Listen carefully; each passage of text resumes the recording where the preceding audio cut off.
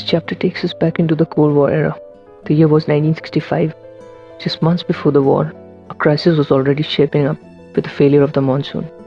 As the summer of '66 progressed, it became apparent that it would be another dry spell. The drought situation by now had worsened, and with the booming population coupled with socio-economic factors and administrative failures, the Union state of Bihar was the hardest hit. Failure of monsoon also meant the failure of primary grain crop paddy or the rice, which was pretty much the lifeline for the region. Overall, this was a terrible blow not just for Bihar but the whole Indian food situation, as India since the mid-50s had relied on the cheaper supply of food grains from the US through its PL or Public Law 480 program, often referred to as Food for Peace, that specially benefited the economically backward nations. Meanwhile, scarcity of food and water had led to a famine situation that was worsened by politicization due to upcoming elections and the center-state disconnect. With India's acute dependence on US food supplies, it meant asking more favors and another year of submission to US demands. President Lyndon Johnson further made things impossible with his shot death, or the more infamous ship-to-mouth policy, overseeing the PL 480 supplies himself and keeping a very tight supply line, releasing only just enough that food grains moved directly from the ship to the consumers. Now, whether LPG acted in spite over India's Vietnam policy, or was he genuinely concerned about improving India's food situation by pushing it to adopt agricultural reforms or self-help measures, remains a matter of debate. But what's certain, though, is a famine-stricken nation was made to suffer due to wishful thinking, if not malice of the POTUS, as he used the critical food supply as a leverage, a charge he later defended. Eventually, the aid did arrive, additional supplies were secured too, and the famine was averted. But that's not the end, though. There is more to this story: the ambitious foreign policy of the United States and its push of a new kind, the weather diplomacy. Now, many know that piggybacking the desperately needed food aid also came a somewhat tempting offer, a secret proposition which was almost tailor-made for the ongoing crisis. This was the use of weather control to end the Bihar drought through deploying classified military technique. The hot science of Cold War was on the platter. Indian government, though initially hesitant, agreed, insisting it being referred to if need be as having agricultural objective as against any reference to military association for the obvious reasons. The United States didn't share the confidence of the new leadership with Prime Minister Indira Gandhi at the helm, nor did the opposition, particularly the leftist or the communist bloc, which was pretty much in arms against US policies, and the population to a large extent were almost paranoid.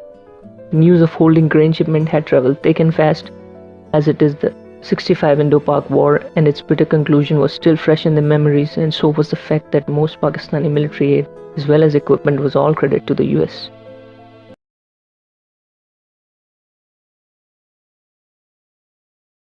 Now, agreeing to such a high-risk proposal, PM Gandhi was playing with fire, especially with elections just around the corner. As for USG, this push had various dimensions, besides the seemingly obvious objective, one of a humanitarian nature, that was to mitigate the Bihar Famine, and the other being achieving US policy goal in this strategically important region. It was not all hunky-dory though.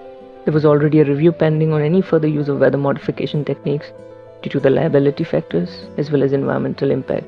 Its use on the foreign soil was totally out of question. The international scientific community was highly skeptical and opposed to such advances. Hence, any leak about this secret mission would not just have embarrassed the government, but also caused political ruckus. The stakes thus were pretty high for both nations in this game of weather diplomacy.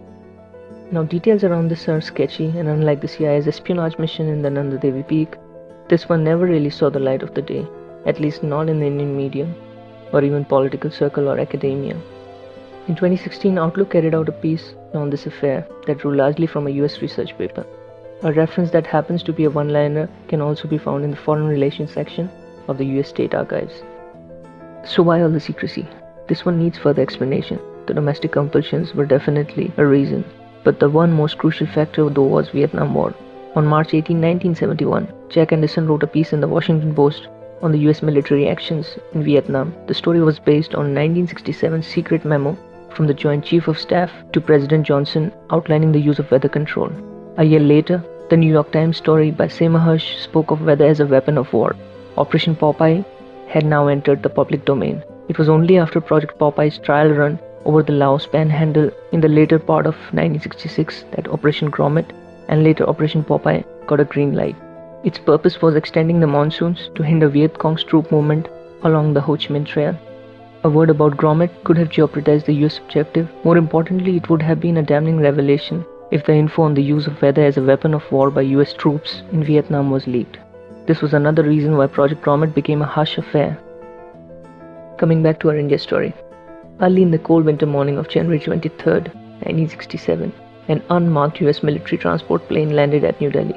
On board were officials, military personnel, and scientists from Naval Air Weapons Station, Channel Lake, California, formerly called the NOTS, or the Naval Ordnance Test Station.